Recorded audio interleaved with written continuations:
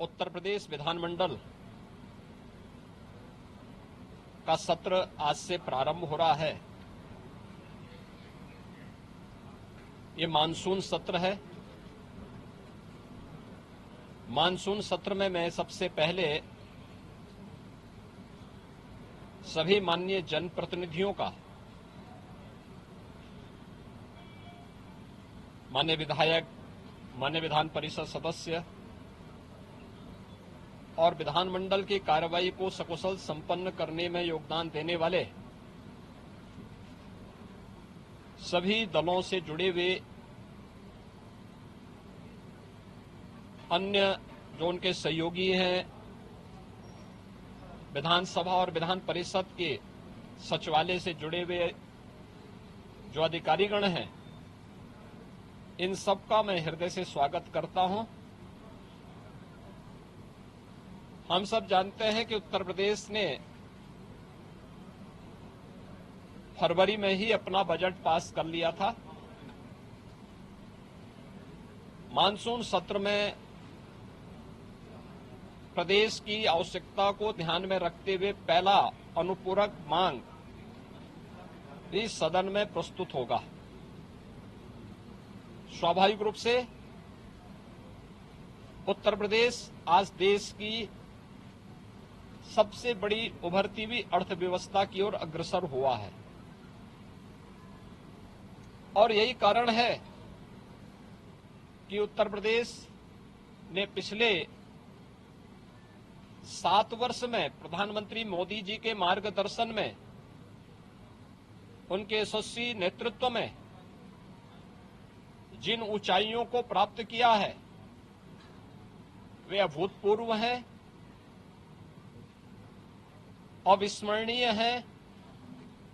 अनुकरणीय हैं। सदन की कार्रवाई सुचारू रूप से चले और उत्तर प्रदेश के इस विकास में सभी माननीय सदस्यों का, वे सत्ता पक्ष हों या विपक्ष हों, सभी का योगदान मिल सके, इसके लिए मैं सभी माननीय जनप्रतिनिधियों का आह्वान करूंगा और खासतौर पर विपक्षी सदस्यों से मैं कहूंगा कि वे जिन भी उन रचनात्मक मुद्दों को लेकर के सदन का ध्यान आकर्षित करना चाहेंगे, प्रदेश के विकास से जुड़ी भी, प्रदेश की जनता जनार्दन से जुड़ी हुई हर समस्या का समाधान करने के लिए सरकार पूरी प्रतिबद्ध है। सदन का मंच उस चर्चा का, परिचर्चा का विषय बने, इसके लिए हम लोग पूरी तैयारी के साथ, मेरे सहयोगीगण उसका जवाब देंगे। सरकार इसका जवाब देने के लिए पूरी तत्परता के साथ वहां पर उपस्थित रहेगी। सदन की कार्रवाई सुचारू रूप से चल सके, विधायी कार्य सकुशल संपन्न हो सके, इसके लिए माननीय सदन से जो भी माननीय सदस्यगण हैं, उन सब से मैं अपील करूंगा कि वे सभी अपना सकारात्मक योगदान मानसून सत्र के सुचारू संपन्न करने में अपना योगदान देंगे। इसके लिए आज से प्रारंभ हो रहे मानसून सत्र में मेरी सभी माननीय सदस्यों से अपील होगी। मैं एक बार फिर से मानसून सत्र के प्रारंभ होने के लिए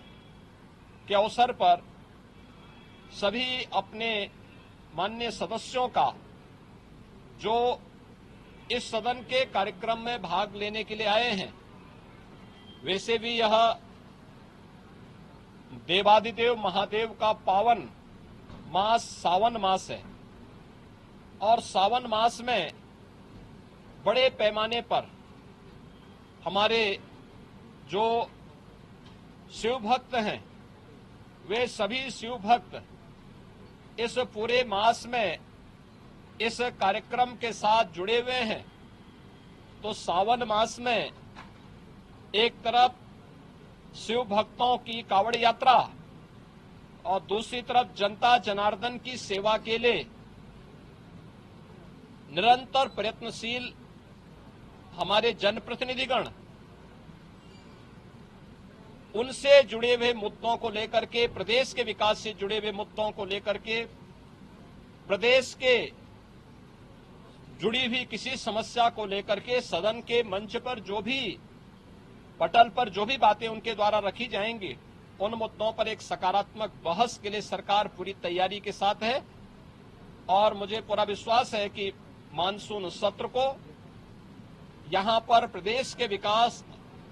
जन कल्याण से जुड़े हुए अनुपूरक मांगों को एक सार्थक चर्चा का विषय बना करके हम उसे व्यवस्थित रूप से आगे बढ़ाने में अपना योगदान देंगे। आज के इस अवसर पर